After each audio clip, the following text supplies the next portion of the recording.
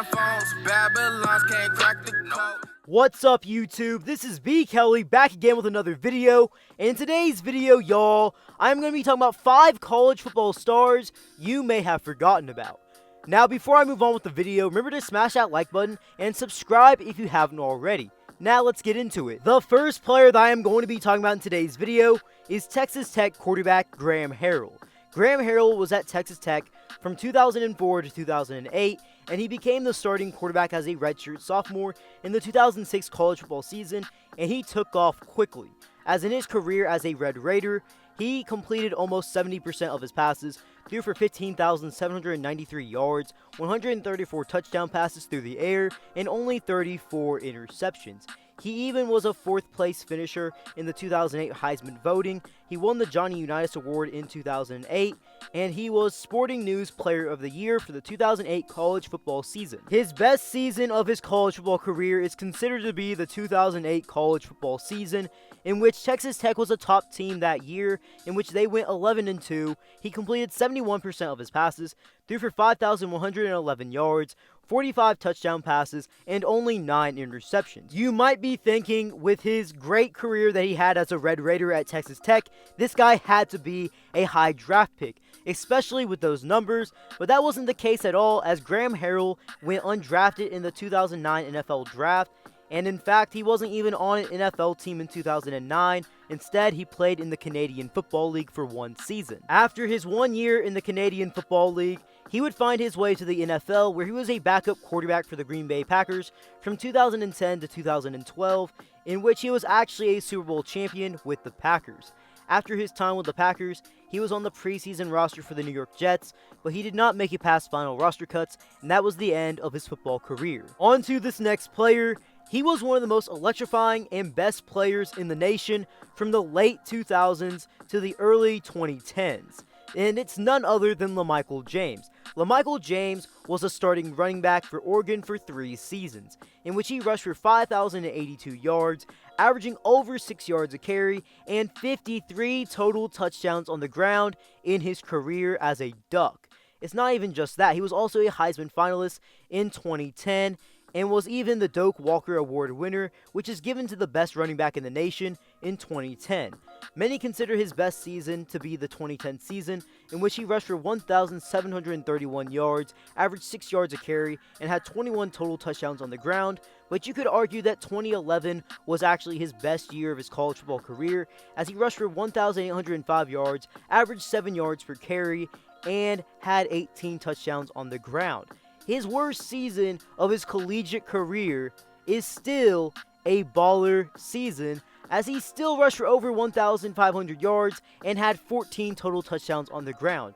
The guy was just unstoppable on the college level, and many people expected that to translate to the NFL, as he was seen as an early pick. He was taken in the 2nd round, 61st overall, by the San Francisco 49ers. Heading into his NFL career, he had a lot of hype surrounding his name, as he was one of the best players in college football, and people thought he was going to eventually be one of the best players in the NFL in due time. Unfortunately, LaMichael would have some injury issues during his NFL career, but even then, even when he was healthy, he didn't exactly have the most success on the NFL level. He would play with 2 teams during his NFL career, the 49ers and Miami Dolphins. He played in a total of 18 games in his career, in which he rushed for 193 yards, averaged 4 yards a carry, and had 0 career touchdowns on the ground, and he was out of the league completely by 2015. On to the next player, we have yet again another running back, this time being running back from Boston College, Andre Williams. For most of his career at Boston College, Andre Williams was a solid running back. He wasn't anything crazy, he wasn't one of the best running backs in the league, but he wasn't a bad running back by any means, and he was still pretty solid. But in the 2013 college football season, he would have an amazing year, as in 13 games played, he rushed for 2,177 yards, averaged 6 yards per carry, and had 18 total touchdowns on the ground. He finished 4th place in Heisman voting, won the Doak Walker Award, Jim Brown Award, and was a unanimous All-American. After his monster 2013 campaign, Andre Williams was drafted in the 4th round of the 2014 NFL Draft by the New York Giants. In his NFL career, he played for 4 seasons with 2 different teams, the Giants and the Chargers. He would play in a total of 41 games, starting in 7 of them, in which he rushed for 1,090 yards, 8 total touchdowns on the ground, averaging roughly 3 yards per carry. His best season in the NFL was in 2014 as a rookie, in which he rushed for 721 yards, 7 touchdowns, averaging 3.3 yards per carry. After that, his playing time would slowly dip as his career would go on, and his production would as well. He last played professional football in 2020 in the XFL with the Houston Roughnecks. With this next player, he has to be one of the best Group of 5 players of all time, and it's none other than Northern Illinois quarterback Jordan Lynch. He was a 2-year starter for Northern Illinois, in which, in his career, he completed 62% of his passes, threw for 6,209 yards, 51 touchdown passes through the air, and only 14 interceptions. Now, you might be thinking, that's not the most eye-popping numbers for a starting quarterback in his career through the air. But this guy was different on the ground, as in his career on the ground, he rushed for 4,343 yards, averaging over 6 yards per carry, and had a total of 48 touchdowns on the ground. His best season came in 2013, in which he was actually 3rd in Heisman voting.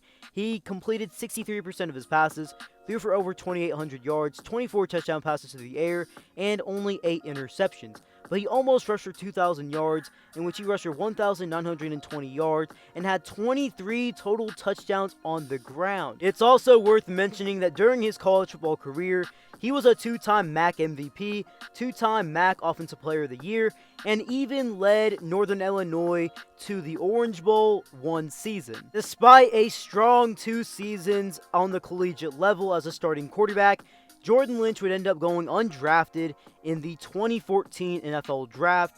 After he went undrafted, he was picked up by the Chicago Bears to be a running back, but he would not make it past preseason.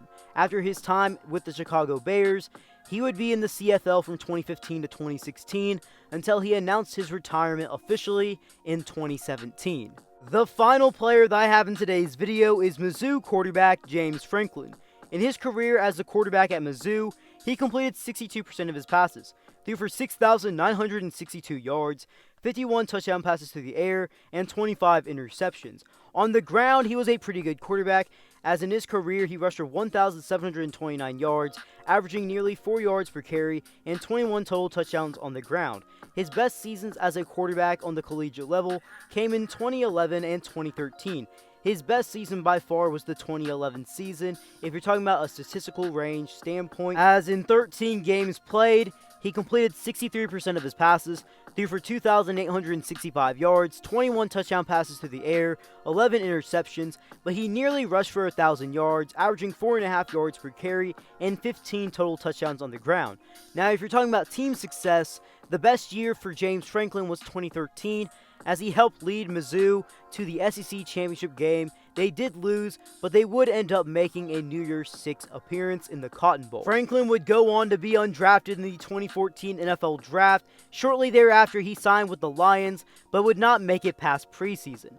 He would end up being in the Canadian Football League all the way from 2015 to 2021, where he would end up announcing his retirement. He played with Edmonton, Toronto, and Saskatchewan. Well guys, now that you made it this far in the video, drop something down in the comment section below what future videos you want to see on this channel. And before you head out, remember to smash that like button, turn on those post notifications, and subscribe if you haven't already. B. Kelly, out.